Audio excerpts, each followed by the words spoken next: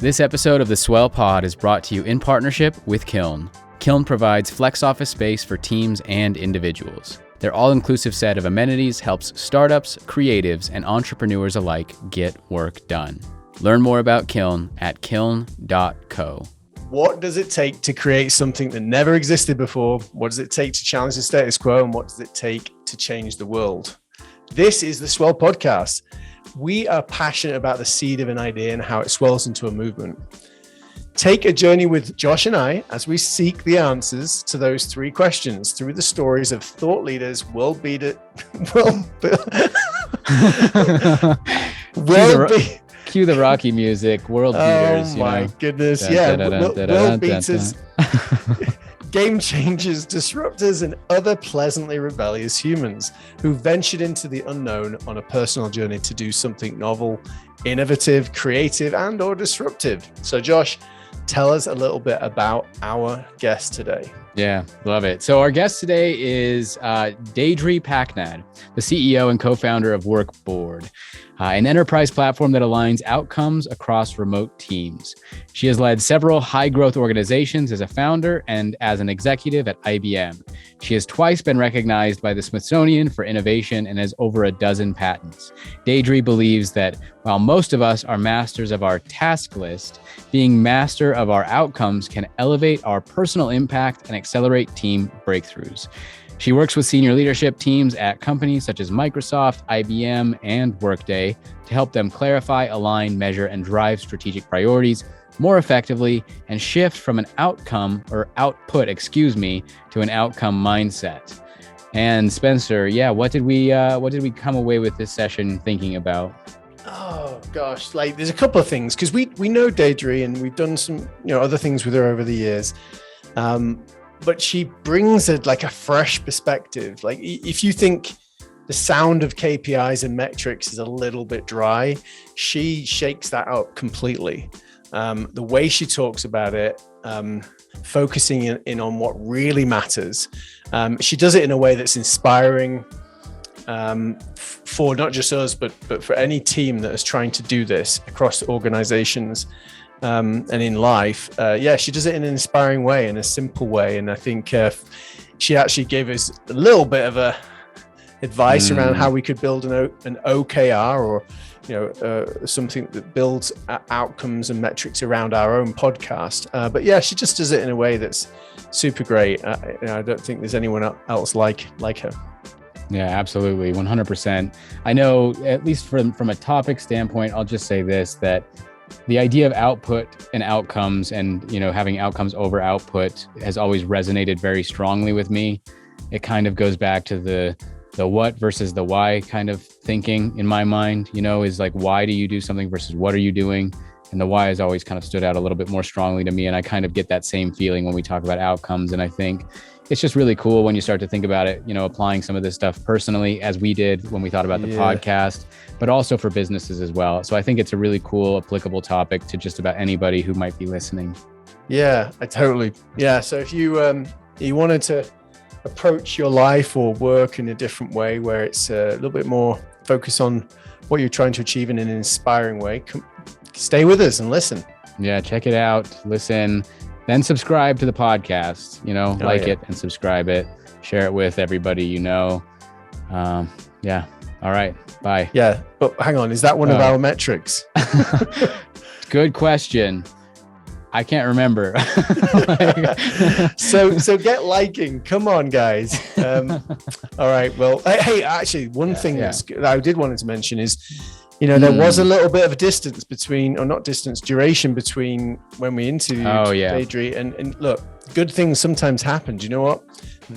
Her company that she built with her husband actually has since gone to IPO and done really well. And so, good things happen when you wait. When you wait, and good things happen after you're on the Swell Podcast. So that's what I meant to say. Yeah. All right. Enjoy, guys. All right. Bye.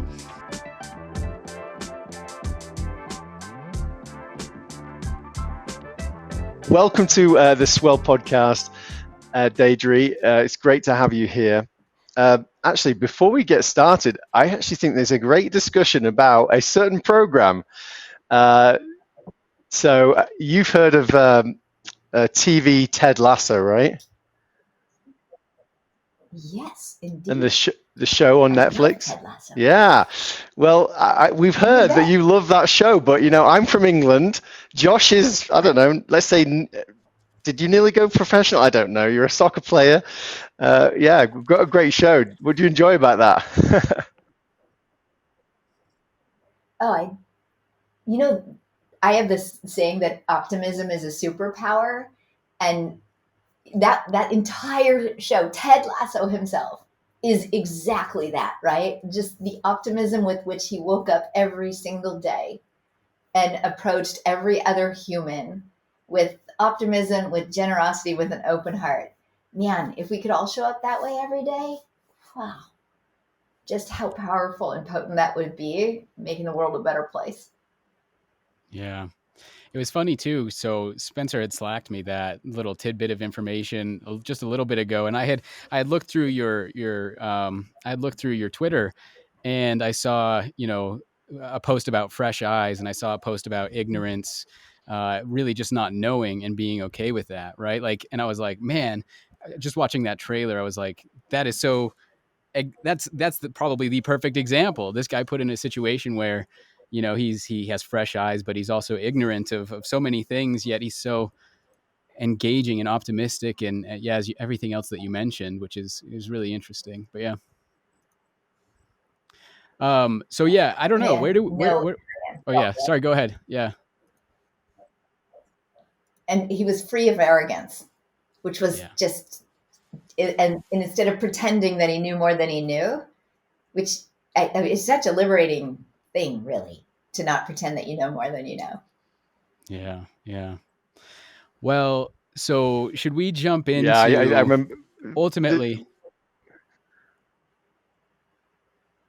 Sorry, Spencer. There's a real bad lag on here. Sorry about this. It's very delayed. So apologies for that. No, I was going to just say Adam Grant's book, You, right? Super powerful around the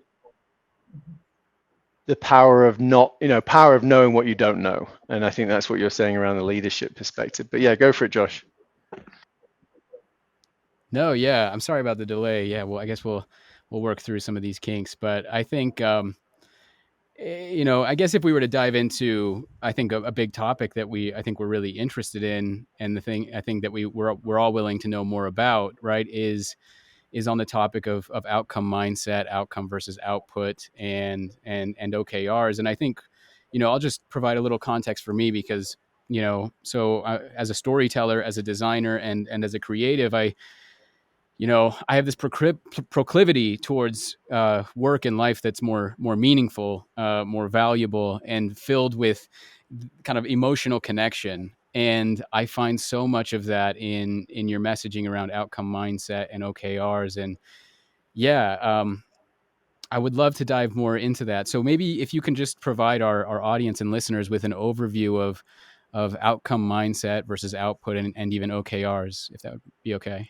Yep, for sure. So the the notion of outcome mindset is it's both an approach to how to do OKRs, and all OKRs aren't created equal, right? So it's a method for doing OKRs, and it's also maybe a mantra and a way of showing up in the world, right? A way of thinking fundamentally. And the way we think about outcome mindset is we start with what are the outcomes, and in particular, what does great outcome look like? And you start with that intention, with the purpose, with how do I create the most value? What is that value? And then you start the activity, as opposed to you start with a list of things to do and you hope that they lead to some kind of outcome. And so if you will, starting with the end in mind, starting with value in mind, thinking about all the work you do has purpose.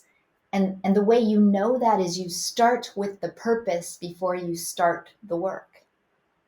And I think for a lot of people, we have a bit of a reflexive habit, history, like legacy in a lot of our companies of just doing the list. And we don't have a habit of thinking about what impact we want the things on that list to really have for the company, for our team, right? for the group we're in. And so outcome mindset is, in a sense, a bit of being awake when you think about where you're going to start. And the first part of being awake is why? What's great look like? What are the outcomes that are really meaningful and powerful? Okay, let me get clear on that. And now I can confidently work with purpose, right? From an OKR perspective, it's there's a set of hallmarks of outcome mindset as a method for doing OKRs, but the kind of the fundamental thing around it is kind of the first principle, which is bold vision is achieved by inspired, ambitious thinking, high urgency, and sharp focus. Like we just start with that basic belief system. Like anemic vision might be achieved another way, but bold vision is achieved this way, right? And so we think about, okay, so if we're going to bring OKRs into our achievement of bold vision, what do they need to do for us, right? And we think about as, well, they have to unlock our ambition, our highest pursuit, right? Our pursuit of great, not our pursuit of ordinary or next, right? They have to foster a sense of inherent ownership, right? For the people who are actually moving the needles actually care about the needle and they care about how far they move it, right? And if the approach we take to OKRs doesn't do that, we don't get inspired, ambitious thinking. We don't get high urgency. We don't get sharp focus, right? And then we don't get to bold vision. We just get incremental moves forward. And I'm as a person, I'm not interested in the incremental moves forward. I'm more interested in the big, bold moves forward, right? And so for us, that approach to OKRs is really mindful about not just relabeling KPIs and calling them OKRs because that's trending now. It's actually thinking about the cultural implications of how we go about setting objectives and how we set key results and how we respond once we've set them. All those things come into play in the way we think of outcome mindset method for OKRs. Yeah, I love that. And what's really interesting, like I think I'm probably gonna want to dive into, I think that motivational side of it, because so at least in our previous interviews that we've done on this podcast is, we've interviewed a very diverse set of guests in terms of their experience in different things. Like we've had artists, we've had chief experience officers, licensed clinical social workers. I mean, it's all over, right? And what's been really interesting is we've seen that our tendency, at least on the podcast so far, has been to really focus on those moments of basically this idea of what does it take to create something that never existed before, kind of that beginning cataclysmic moment of the idea happening. But what's so great, I think, when we talk about outcomes and the alignment and the motivational side is it's that next phase of that wave. It's taking it from the individual to then finding a group of people who believe in that thing enough to team up and make that thing real. And so from a motivational side, I'm wondering if we can dive into that a little bit more and just maybe even demonstrate the juxtaposition of the motivational side of it when you think about outcomes versus output, I guess. Yeah, no, I love that. And as you guys know, right, WorkBoard's my third company. I've spent a long time creating something from nothing. And that's a really different thing than incrementally advancing something that's existed for a long while, right?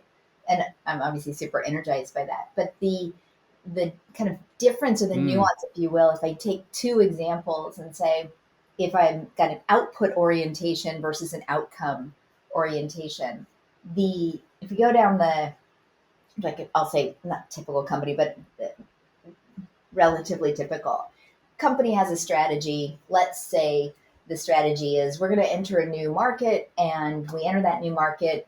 We're going to come in with a product that we believe is faster than a competitor's product. And because it's just so much better, we're going to be able to steal their market share and grow our revenue. Company strategy. And then leadership team thinks about that. Maybe they hire somebody outside to think about that for them. And then they come in and say, okay, this is the strategy at the big town hall, right? Everybody go do what you do. And 5, 6, 7, 8 layers down the org chart, the marketing team says, okay, well, I guess new segment, we should do some sales training. And then they assign the tasks.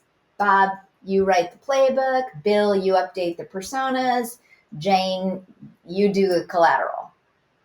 Let's all be done by the end of the month. Check, check, and check. Everybody gets their stuff done and they go on to the next thing.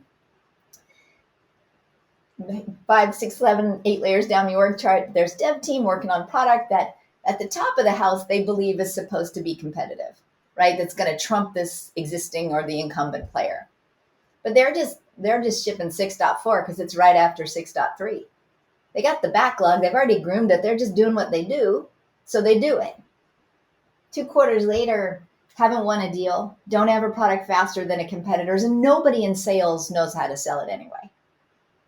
But everybody did all the work, right? Like they checked it off. They crossed off their list. Maybe they were really proud of the personas when they updated them. There was no outcome from all that work. And there's 2 quarters of lost time. And it's classically strategy execution gap, right? We executed, we just didn't achieve the strategy. In an outcome mindset world, there's different thinking, right? So the marketing team, 6, 7 layers down the org, it's like, okay, what are we really trying to achieve? Not what are we trying to do? What are we trying to achieve? Well, we need to make sure that the sales team is really confident they can compete and win in this segment. And instead of saying, what will we do? They say, well, how would we know?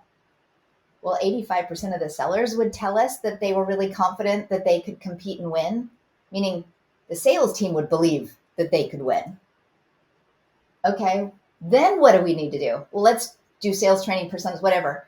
When 25% of the sales team says we're confident and 75% says, nah, I still don't get it, we aren't done, right? Then we figure out, okay, what's the next set of tactics we might use to try and achieve the strategic outcomes we need to drive here to achieve or align with and contribute to the company's outcomes.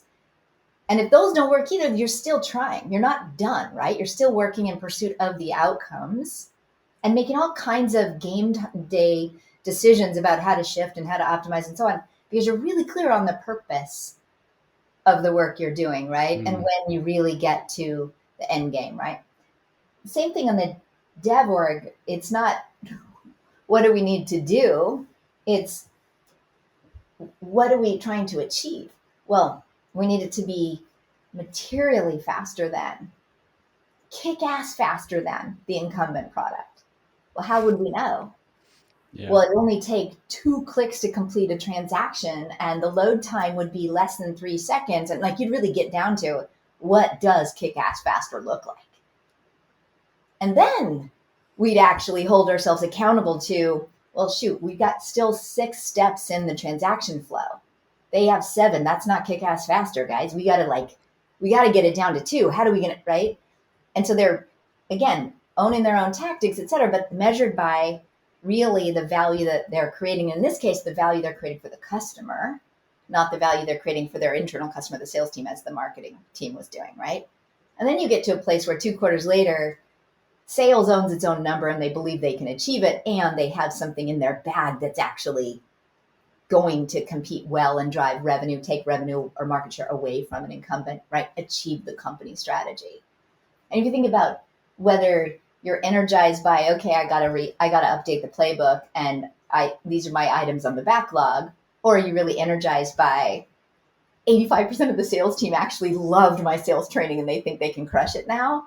I know what my part was in growing revenue, or our product is so much better than the other guys, right? It's this much faster in transaction time than load time, et cetera. Which one of those feels better at the end of the day?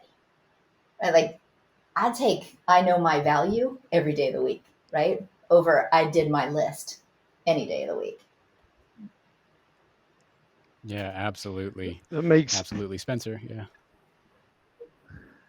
Yeah, sorry, I don't know if there's a delay still, but no, that just resonates with me so much. So you're not just talking about alignment, whether you're a small company or an individual, contributor or a big business. It's not just about alignment to a mission. It's also something that can talk to the actual individual soul, right? Something that would motivate them to bring their best self to work every day, to contribute to it. Not, I mean, hopefully with, I don't know how OKRs or if OKRs actually help contribute to this, but actually finding the right strengths and passions of that individual. So it's less about how, what we specifically are being told to do, but actually if that's the mission and I'm passionate about and I'm really strong at X, Y, and Z, then maybe I can bring that to the table to innovate and to be autonomous. And I'm not sure how, whether you've seen OKRs and, hamper or help autonomy and innovation, because I suspect that done badly could harm it, right? Yeah. Look, you can definitely do OKRs badly. And frankly, you can do them with no soul and no impact and lots of bureaucracy. And I would just say, like, why do it at all, right? When I started by saying, like, really to achieve a bold vision, you need inspired, ambitious thinking. Not just with the leadership team, everywhere in the org. And you need high urgency, and you only get high urgency when people really care, right?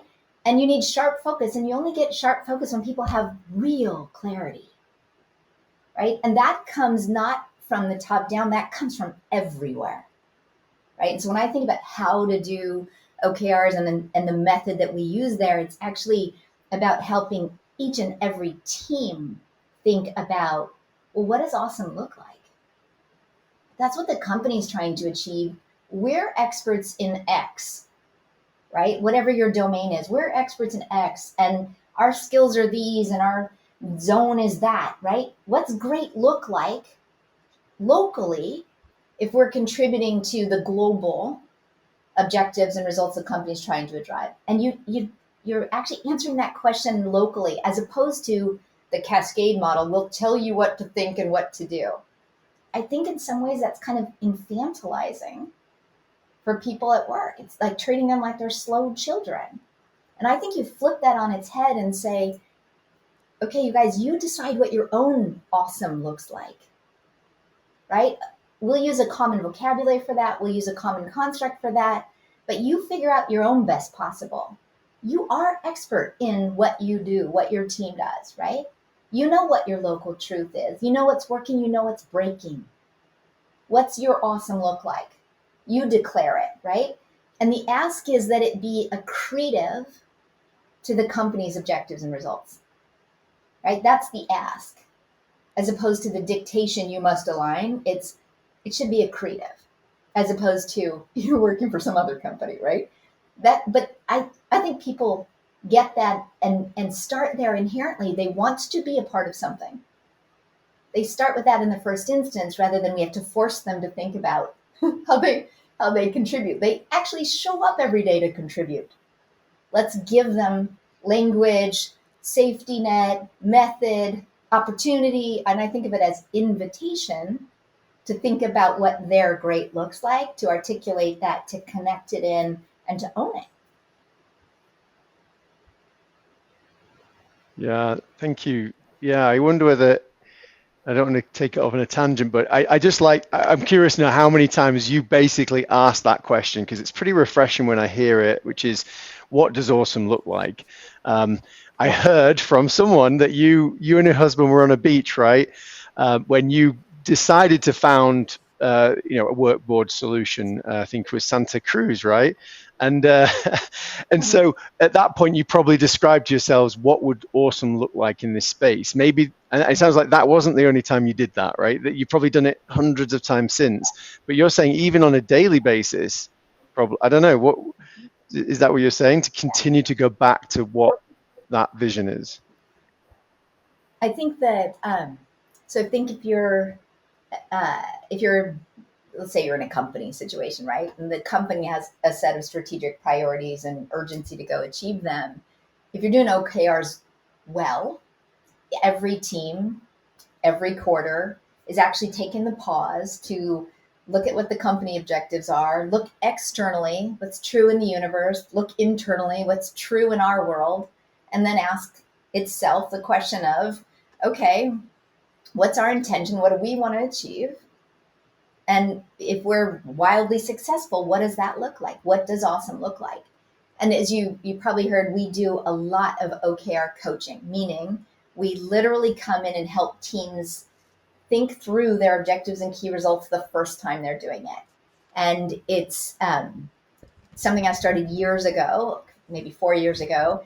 And I've done a ton of it myself for executive teams, helping them figure out what their objectives are and what their best possible results are.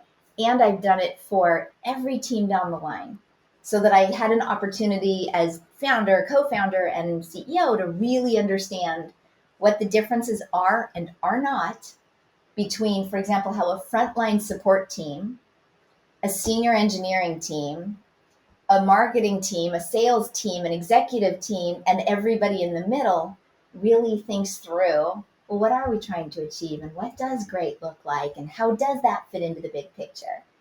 And so in those sessions, and I've literally done hundreds of them, in those sessions, I have asked teams many times, so you guys, what's awesome look like? And what is surprising, but makes my job so fun and what we do as a company so fun, is the number of people who haven't asked the question before. Like they just hadn't thought about it.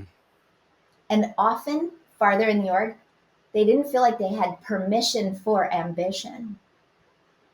They didn't feel like they were even entitled to imagine what best possible looks like. They felt they were being asked to decide what was most predictable, what was most probable. And so they were all aiming for safety, not aiming for great. Tragic. And when you go back to what the CEO wants, bold vision, we need to move quickly.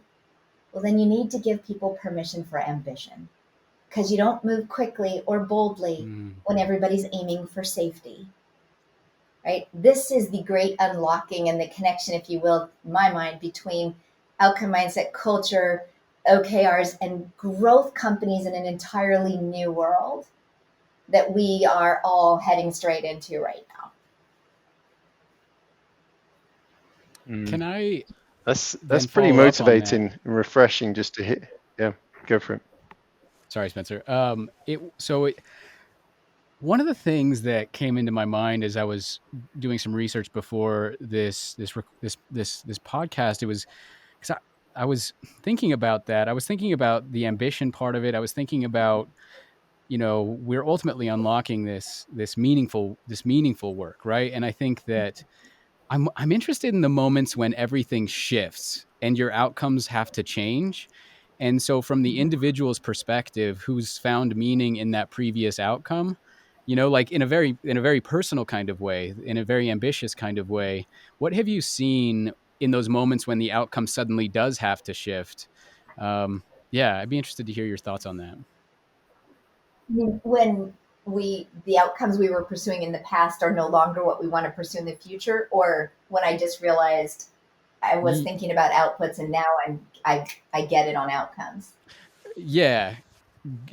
Sorry, I'll clarify. Yeah. So let's say we've adopted outcome, like an outcome mindset, or we're fully living that, and we are asking what is awesome.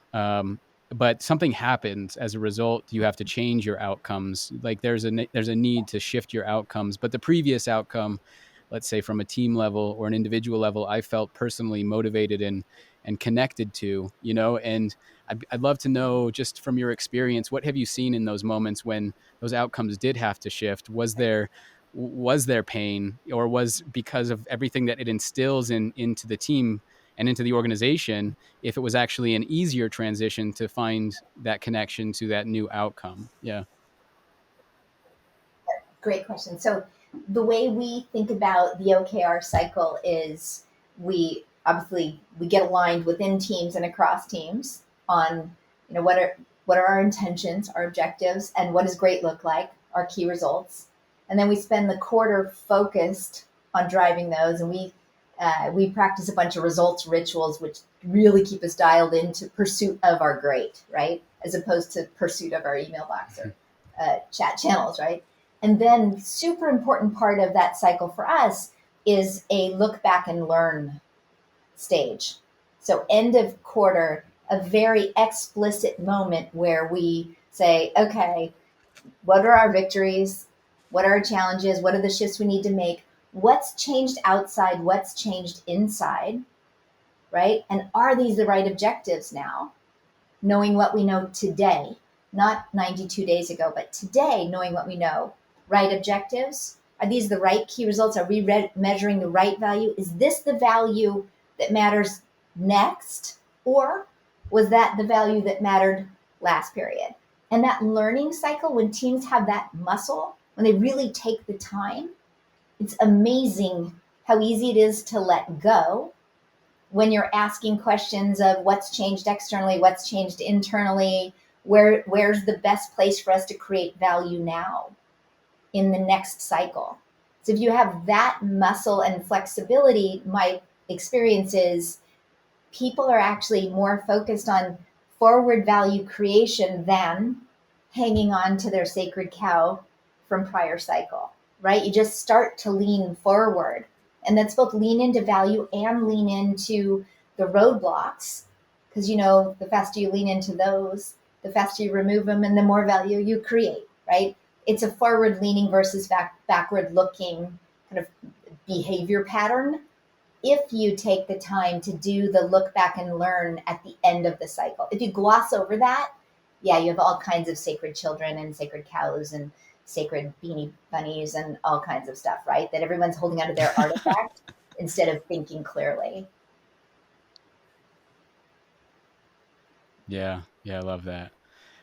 It's interesting because the way you talk about, building muscle, and previously when I've heard you speak to this, like, I'm wondering, do people look at outcome mindset and everything that WorkBoard is about ultimately as like a shortcut to alignment? Because I can imagine, your answer is that, it's not necessarily maybe to be viewed as a shortcut to alignment, but it actually takes a lot of time to find not just alignment, but meaningful alignment, I guess, right? And I would love to just hear from your experience, what's it been like? Do people look at it as a shortcut to alignment, or are they ready and prepared and aware, I guess, of kind of some of the heady work that has to go into really being intentional?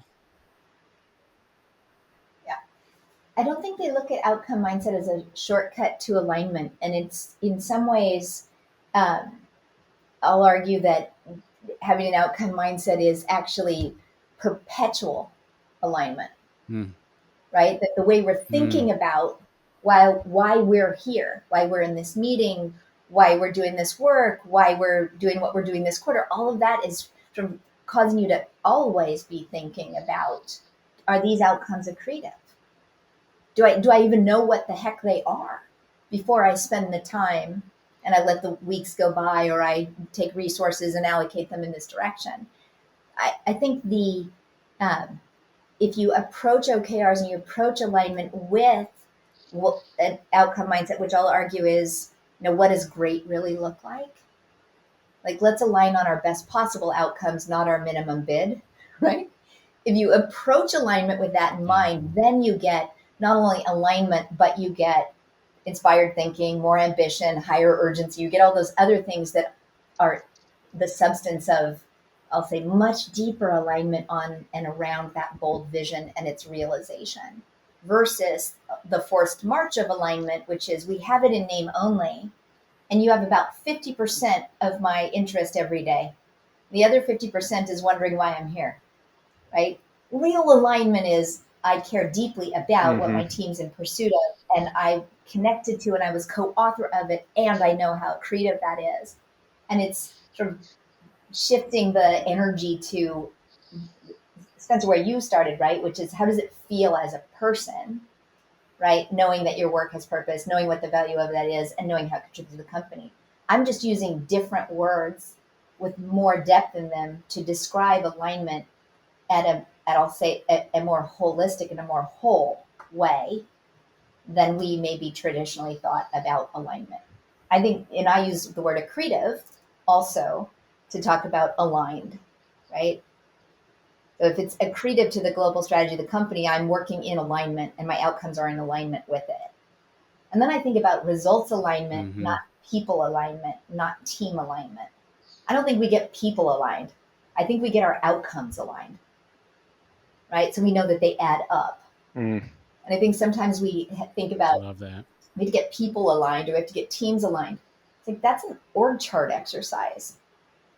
I don't care what the org chart is. Let's get outcome aligned, right? Which is a wholly different way of thinking Yeah. about it, and then starts to move us to like, well, then we need more purposeful teaming, right? Because the outcomes we're trying to create on this product are require developers and product managers and go-to-market team members and customer experience team members. And I don't need the org chart for that. I just need them all to come together, have a shared point of view on, okay, hey guys, what's great look like? What's our real intention here? And what are the results that we all believe are best possible? And that's teaming off the org chart, driving alignment around the outcomes. Not everybody down the org chart has OKRs, so hey, we're aligned. But you're probably not, but you have a big process anyway. Yeah.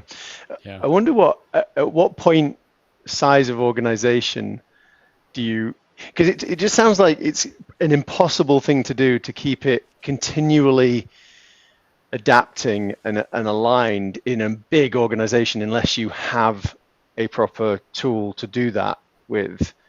Yeah. I mean, getting lost in PowerPoint and Excel is probably impossible. After how many people, right? Would you say it's over 20 people? Is it 100 people? At what point does that become critical? Yeah. I mean, we've obviously been on a tool from the beginning. And today, I think the way to think about the tool is like, how fast do you want to go? How much of your people's time do you want to spend in finding what results they should be focused on? How much time do you want them to spend finding what the teams they're dependent on are working towards and what their progress is? How much time do you want them to spend putting that together for the ops reviews and the product reviews and the business reviews and then the quarterly business reviews? A question to ask is, how much do you want to pay for transparency? More importantly, how big do you want that tax to be on the people that work at your company? Because if you don't mind that tax being like 20-30% of their time, you don't need a tool. If you think the tax should be 0, then you should, I think, use a platform. And in some silly ways, like it's 2021. Right. If your process isn't digital, do you really have one? Is anybody I remember in working. any part of our business is that rational? Yeah. Yeah, no, I remember giving working for Microsoft in Oh, sorry. Go ahead. Delayed. Well, I was going to say, I remember reading Bill Gates's book about digital, I think the digital world or something back in 2000, 21 years ago, that really imagined a new world, what great looked like digitally. And of course, we've still got big challenges in those areas, but great platforms that can actually address that. I was curious. I'd be curious to know what you mentioned. Some of the rituals that you have, maybe some of the more unusual rituals that you have inside the organization to continue to go back to what is great on a regular basis. Do you have any that you can share? Yeah. There's a couple. One of my favorites and the easiest one to kind of really build focus and kind of has the biggest impact on what teams achieve is something we call Calibrate, Celebrate. So Calibrate Mondays with the team, like calibrate on, okay, what is it we were trying to achieve? Like really Monday, reconnect with our aspirations, like reconnect with our ambition and really think about it that way. Like we came here to do something amazing. What was it again? Because it's amazing how you can let all of Monday go by without actually remembering what you showed up for, right? And so this Calibrate Monday is, what was our ambition? Let's recenter on what we thought our great was and start our week there, which means our whole week is actually focused on, purpose. And then Celebrate is Friday, right? Which is celebrate the micro victories on Friday. And it literally can be 15-15, right? Calibrating on what you came to achieve. In that calibration, okay, what's in our way? Because if we all get on a phone call 15 minutes on Mondays, like, okay, we're in pursuit of something we're excited about. What's in our way? Let's problem solve right now. Get that out of our way for the week. We have actually something to enjoy on Friday when we spend 15 minutes celebrating our micro victories. And I think those micro victories, especially in a work from home world, God, they're hard to come by and they're so important, right? It's when you're physically in the same office, the micro victory, like in the moment, it's like, oh my God, I just came back from the best meeting and it felt so, right. You really feel the micro victory together and you share it. If we don't create those micro victory moments to share, like fully 50% of the fun of work is gone, right? So calibrate Monday, celebrate Friday, and celebrate the micro victories. That's a big one. The second one is actually about the red. It's like finding the gold in the red. So what's going off the rails? What looks like it's really far behind? And digging into that and actually celebrating the ambition in there. Because teams that really, really lean into ambition spend a lot of time in I'll call it the red zone, right? Where they're short of where they wanted to be, because where they wanted to be was super ambitious. And when companies, leaders especially, and team leads have this celebrate the red motion, what they're actually doing is celebrating ambition, and they're focusing the team's time on removing roadblocks to achieving what that ambition was, right? And instead of inspecting the red, you're celebrating the red.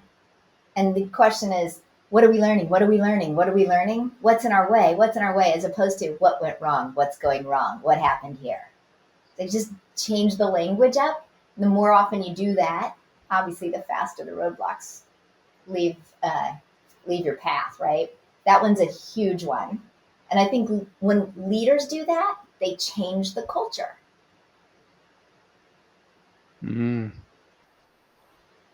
Yeah, I love that from a perspective, and very interesting way of looking at it.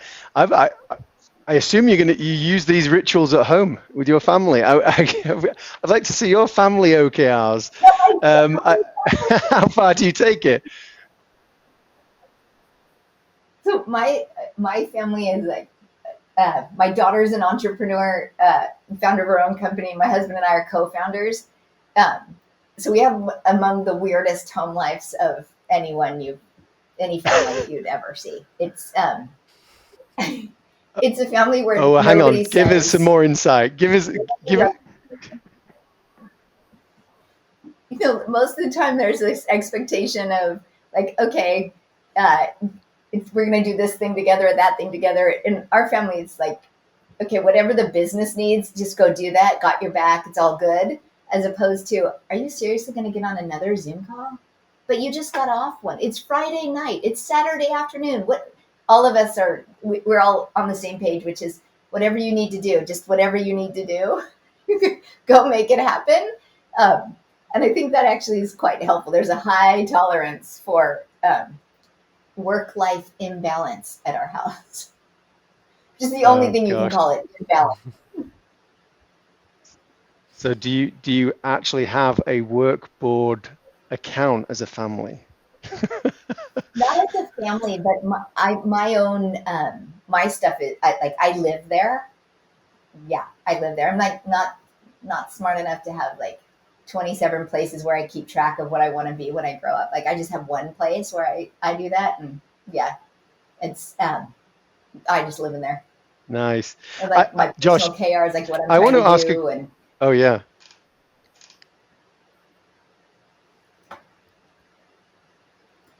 did you guys freeze or did I freeze? Oh, fantastic. I want to go back to a question about the beach. The beach, and then I've got a question for you, Josh. Sorry, do you have a question before I go to the beach? No, go for it. So that where what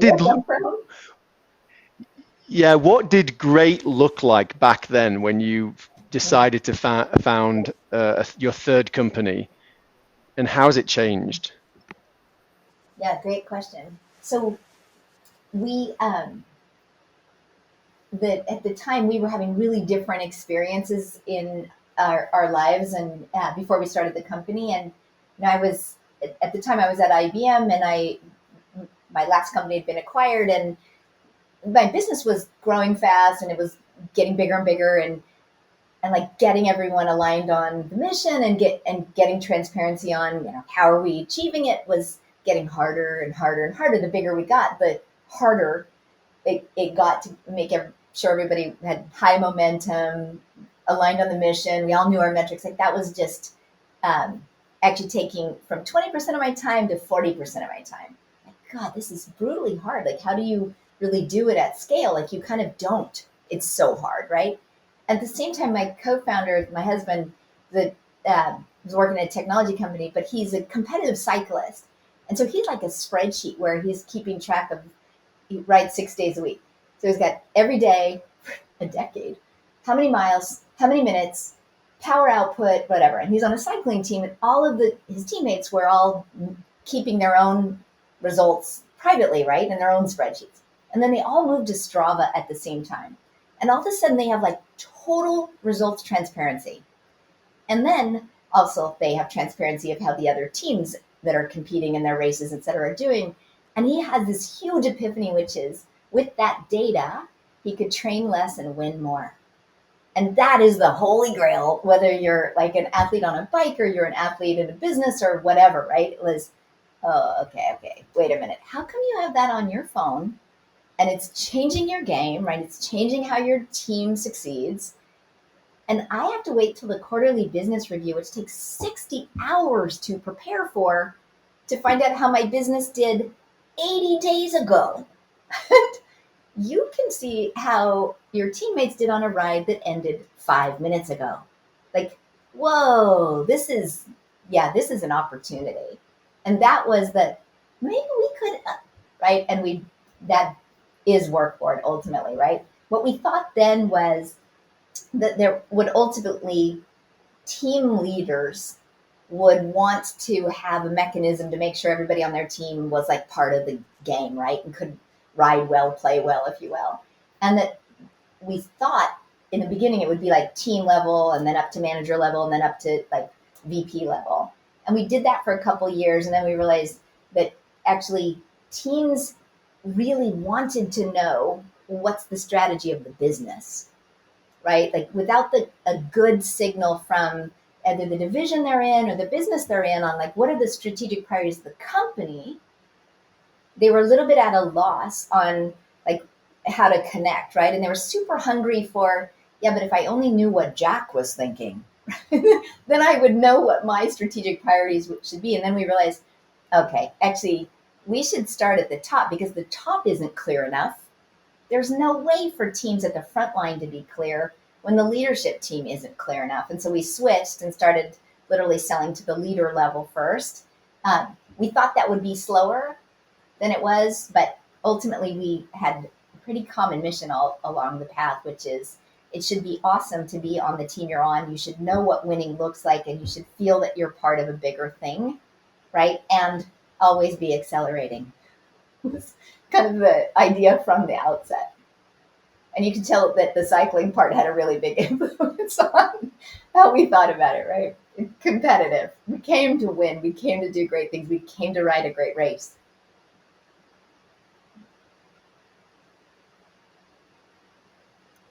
That's fantastic, Yeah, though, to just have that kind of journey and how it's had to adapt over time. And has that moment, the cycling or the beach, has that filtered into your culture somehow? The theme. Yeah, actually, the water thing is actually fairly threaded in. So we have internally, we talk about Mavericks Wave, which is really big.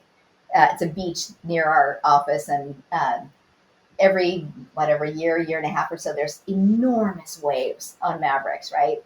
And they're like 4 foot on a regular day and 70 feet on when Mavericks is really running, and it's epic actually in our kind of neighborhood. And best surfers in the world stop and show up for this huge wave, right? So internally, we thought there would ultimately be an enormous wave where teams and companies everywhere changed the way they work, and work with purpose was central. We didn't know when the wave would come. So we've been calling it our own Mavericks for years, right? So everybody's got Maverick sweatshirts and whatever. And interestingly enough, this year, January 7th, Mavericks was higher than it had been in 20 years. And it just felt perfect that 2021, the beginning of the year, Mavericks was at its all-time high. And of course, that's sort of where our business is right now as well, right? 2020 just was a big accelerator for people and teams and companies everywhere that need to stay connected around outcomes and purpose in a way they didn't think they needed to even 1 year ago. Fantastic. Yeah, that's good stuff. I like how you filtered it into the culture. Josh, I know we're going to wrap up now, but I thought it would be interesting to ask you a question, Josh. Yeah, shoot. It would be, what is our OKR at the moment for the podcast? This is interesting because we haven't really. I mean, we we've have thought one about it, but we definitely haven't taken. No, I mean, have we said what awesome would be? What would be awesome? I don't know.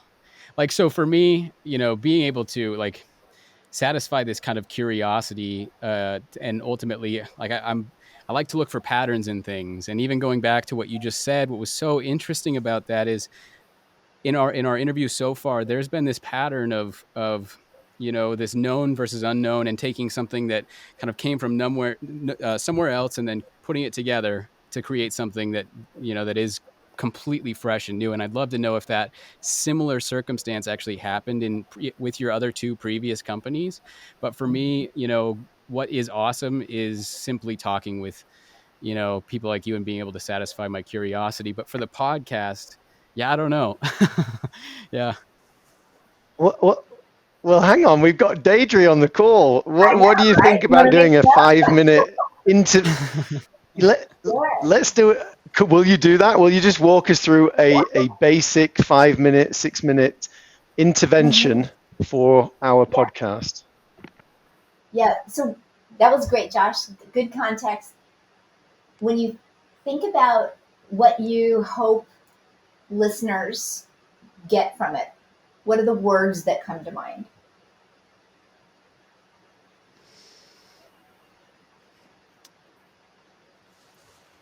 I would hope they would not say, "Man, this is a long podcast," but that's not what awesome is.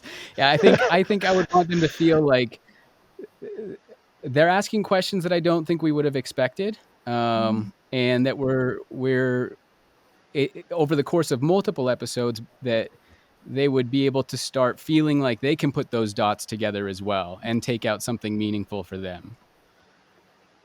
Okay, cool.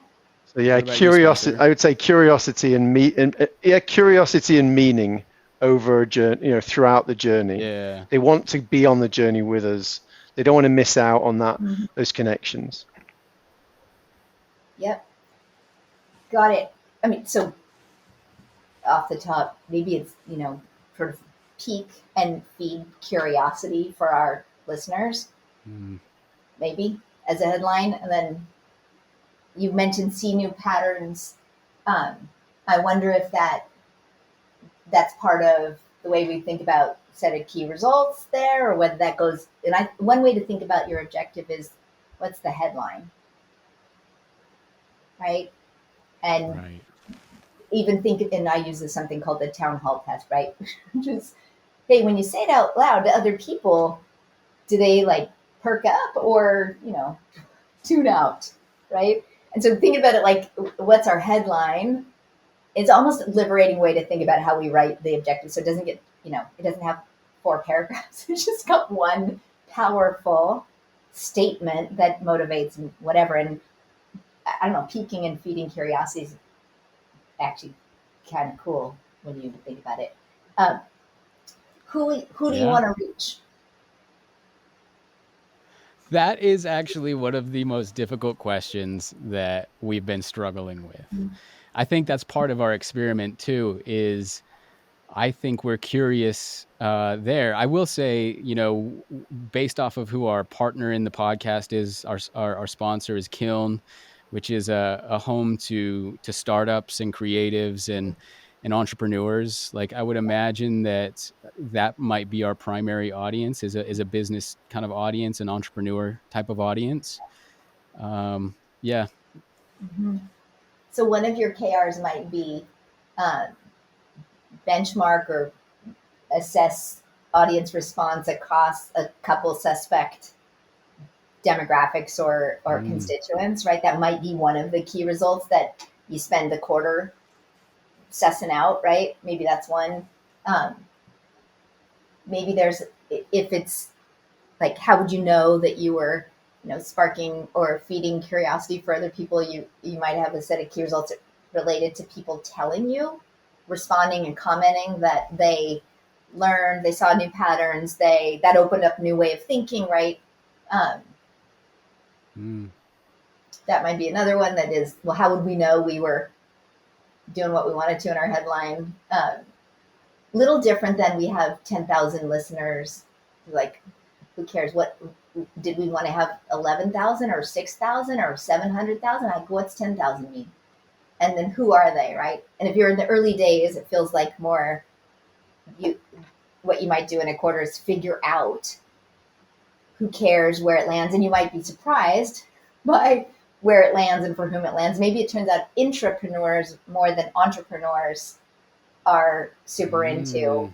and get the most value out of, right? But it feels like benchmarking that and using and setting a care that was around learning um, and getting data might be a good go, particularly given where you are at the launch stage and phase, right?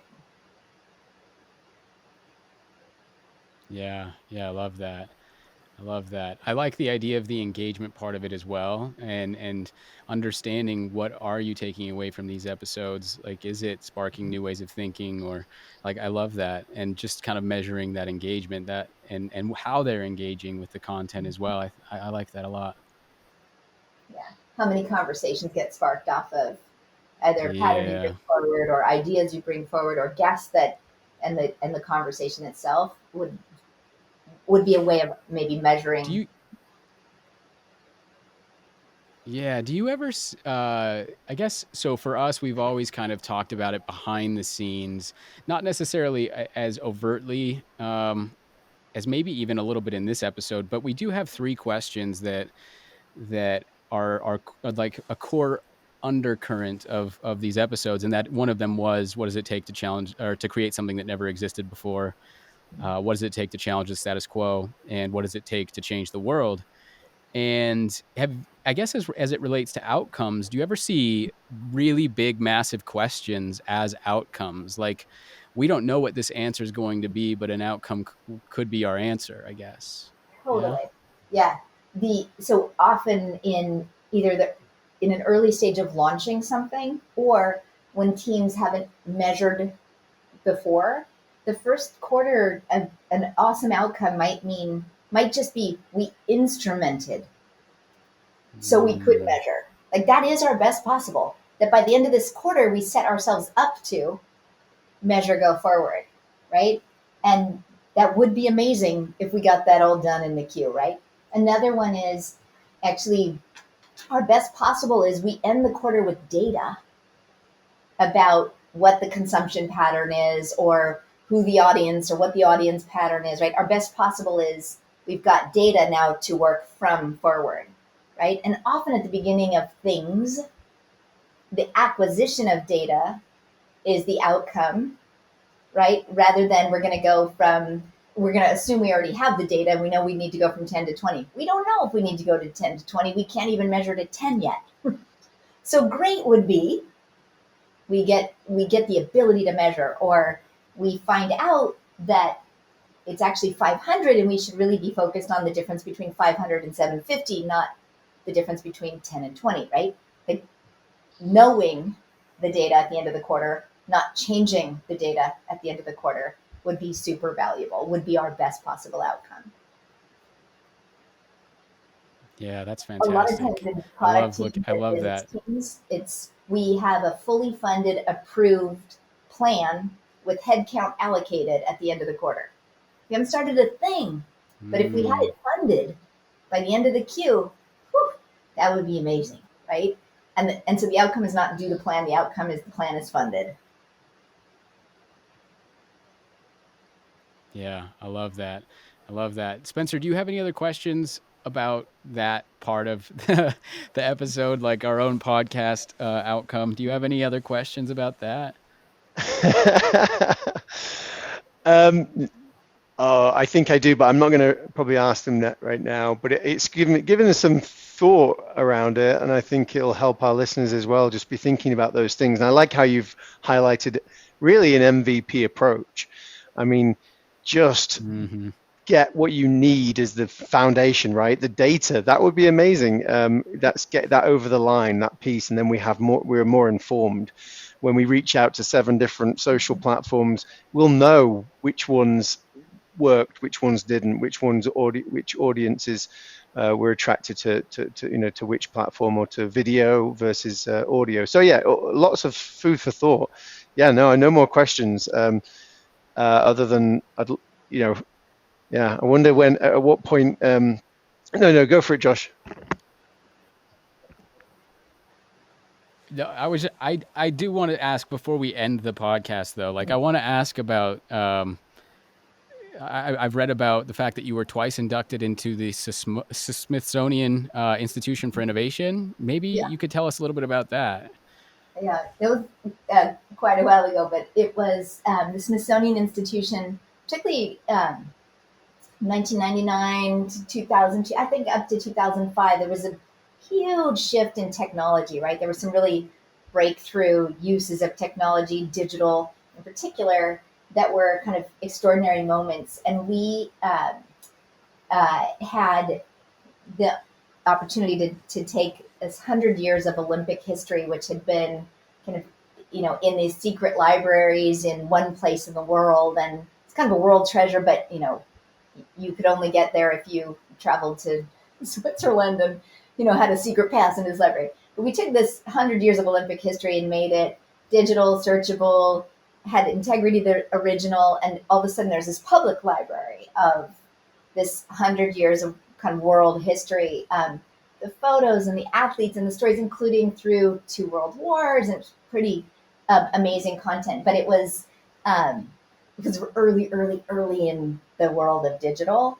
And of course, because the Smithsonian is a place where world history and world events are sort of connected in, we were first year was for the technique of getting the content digital. The second was for serving up the library in a public, the software that was that made that library completely searchable. So if your grandfather was on the Olympic team in the UK in the 50s, you could search his name and find his photo and the caption and the races he ran and whatever, right? Like, so it was, it required a little bit of vision at the time to know that it was possible to do that. And it required actually a lot of, they say cutting edge and bleeding edge. We was way off the front of the bleeding edge to make that happen at the time. But boy, it was awesome to touch history that way.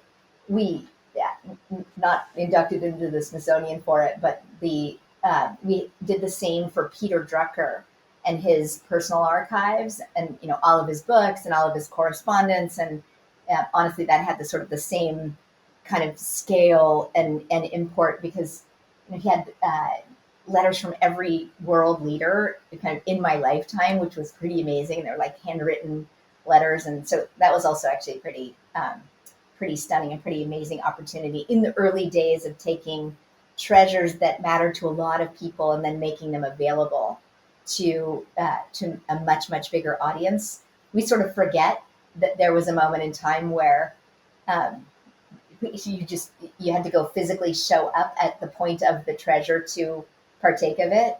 We forget that because now everything is online everywhere. But there was a day when there was some groundbreaking going on to unlock those treasures and make them shareable.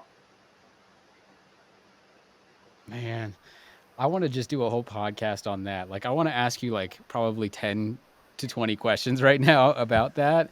I mean, it sounds very meaningful, that work. Like, I think, oh man, if I was to ask just one question, is like, yeah, whether it was your work archiving the Olympics or Peter Drucker, is there anything that stands out as the thing that still sticks with you? Like, is there anything that you pulled from that you came across in that work that was like, man, that still shapes me today? Or yeah, Two things that come to my mind, right? Um, in whatever, maybe three, right? One is this, the Olympics thing, right? Was you like it's 100 years of athletes in pursuit of their best performance, right? And teams in pursuit of their best performance. Um, and you just sort of see this sort of common beaming in their photos and their faces over, like, I mean, pretty big change in that 100 years, right? In kind of culture and norms and the sports themselves, but this sort of the beaming of the pursuit of being great at something. It was, you had sort of a sacred approach to all of the photos and the artifacts because it's pretty amazing, really. Uh, so I think that just sort of the internal light that is pursuit of great would be one, and how brightly that shines. Two, Peter Drucker was, I seen his content and those letters and what other people had to say about him before I met him. But when I met him, he was the most humble, funny, kind person maybe I'd ever met. And so he was larger than life before I met him. And it would have been fairly hard to live up to the kind of the pedestal that I had him on. But he was over the top generous and kind and so warm. And so the lesson from that sticks with me even now is that being humble and being kind are actually maybe your biggest signature in the world, not your least important, but perhaps your most important. And I've heard so many people tell stories about finally meeting somebody they thought was great and then not meeting a humble, warm person, right? And I had just the opposite perspective. I was so intimidated, and he was so warm and kind. So that stood out as that's a way to show up in the world right there. That is a beautiful way to show up in the world. And then the last probably is they were both very global, and just how interconnected we all are, and how this language is actually kind of seamed with the language next to it, seamed with the language next to it, and the cultures and so on. And it's actually really a big continuum as opposed to a bunch of sort of isolated peoples. It's really a continuum of language and peoples. And that's, for me anyway, a better way to be in the world is thinking I'm part of a bigger continuum rather than I'm alone or I'm in one isolated segment or group or location or country. And I'd rather be part of the bigger than to be on my own island and isolated from the bigger thing. yeah, that's beautiful. I mean, all three of those examples, I love how you were even connecting them back to, yeah, just WorkBoard and purpose. And yeah, I mean, I do have like 20 other questions, but I think for the sake of time, like I just, yeah, it was amazing. And I would love to, if possible, we don't have to commit to anything right now, but I would love to potentially have you back on, I think, and have an opportunity to really understand, I think, that story potentially even more so in depth from your work then all the way up until starting WorkBoard, or we can more of that detail in terms of your other two companies as well. Like, I think we're super interested in your story, and we would love to hear more about that, if you'd ever be willing. But I know we can follow up on that after. But yeah, Perfect. Yeah, no, it was really fun to talk to you guys, and good luck on your objectives and your key results. I know your podcast is going to be awesome. It was a really fun conversation. Thanks for having me on. Yeah, for sure.